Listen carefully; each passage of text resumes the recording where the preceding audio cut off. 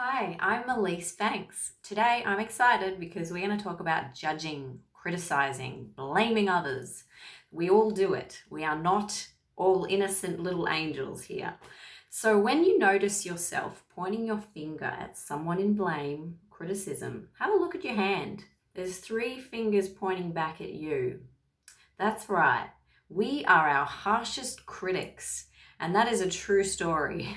So often when we highlight a fault in others, it's because that particular area in our own lives we feel very self-critical about.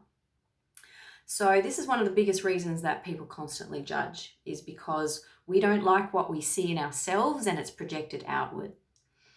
So for example, a lot of ex-smokers will very quickly judge other smokers when they see or smell the smoke. And they will be like, ew, and they turn their nose up and somehow they've very much quickly forgotten the struggle that they had to go through, and they forget how to empathize. And we tend to do this in all parts of our lives. We can be our harshest critics and not realize that we're judging others so harshly as a result. So it helps to remember that we are all doing the best we can with the resources that we have. And this is a top presupposition or belief of NLP, neuro-linguistic programming. We are doing the best we can with the resources that we have. So you might see a prick, for example, cut you off in traffic. But did you know maybe that perhaps he is rushing to work, trying to get there on time, because if he's late one more time, he's not going to get that promotion and his wife's going to leave him because she's been insecure about finances. So that's just a random example.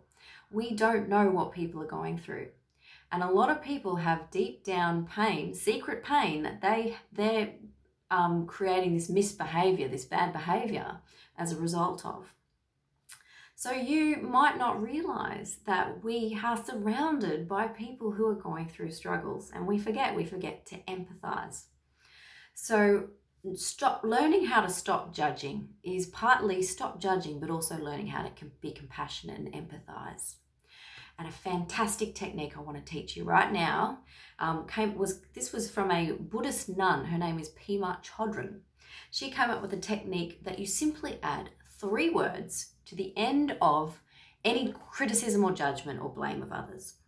So for example, you're driving down the road and a guy cuts you off in traffic, and your old behavior might be to yell out, prick, just like me.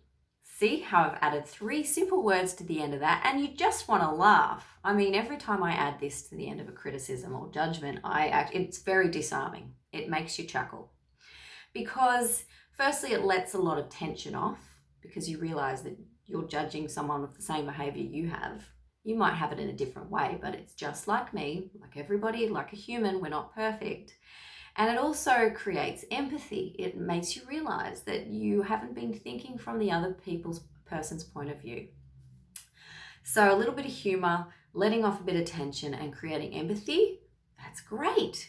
So I would really urge you to practice this technique. I think it's wonderful, and I've been doing it and have had a lot of fun. Remember, it takes 21 days to create a new neural pathway or habit.